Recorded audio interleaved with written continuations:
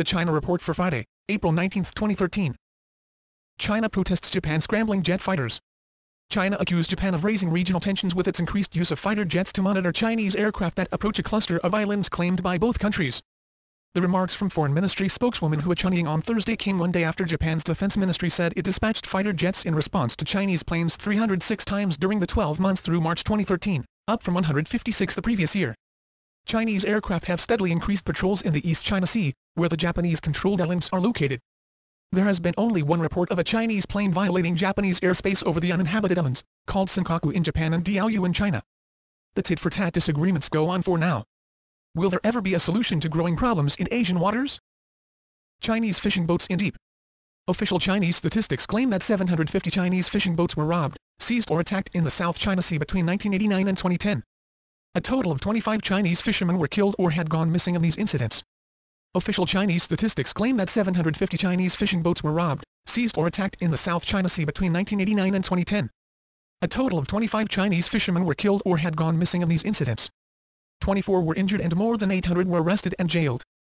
As a consequence, Hainan's ocean-going fleet had declined from more than 1,000 vessels to about 260, said the owner. The value of marine production in Hainan ranked last among China's 10 coastal provinces, despite the fact that it boasts the largest marine area of all of them. China bird flu cases top 83 reports. China's deadly bird flu outbreak is rippling through industries from restaurants to travel, adding economic headwinds after last quarter's unexpected slowdown. The disease may suppress domestic consumption in the near term, Goldman Sachs Group Incorporated said in a report this week. Ding Shuang, a Citigroup Incorporated economist in Hong Kong, sees a danger of short-term volatilities in growth and inflation and a bigger effect if found to transmit between humans. The outbreak, which has sickened at least 82 people and killed 17 so far, threatens to extend the longest streak of growth below 8% in at least 20 years in the world's second-largest economy. The 2003 global pandemic of severe acute respiratory syndrome showed the risks associated with such incidents. How fast is China slowing? Slower Chinese GDP growth is not a bad thing if it's happening for the right reasons. But it's not happening for the right reasons. Instead of reining in credit to try to curb overinvestment, Chinese authorities have allowed a renewed explosion in credit in an effort to fuel a new investment stimulus.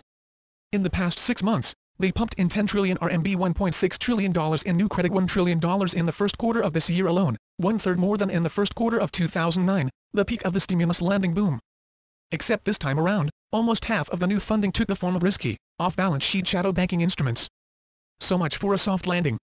Even the fastest-growing economy over the past decade is not immune to the world financial problems that are not going away. Perhaps it is time for another round of bridges and trains to nowhere. Or ghost cities. Or credit bubble lending. That's the China Report for today. Zaijian.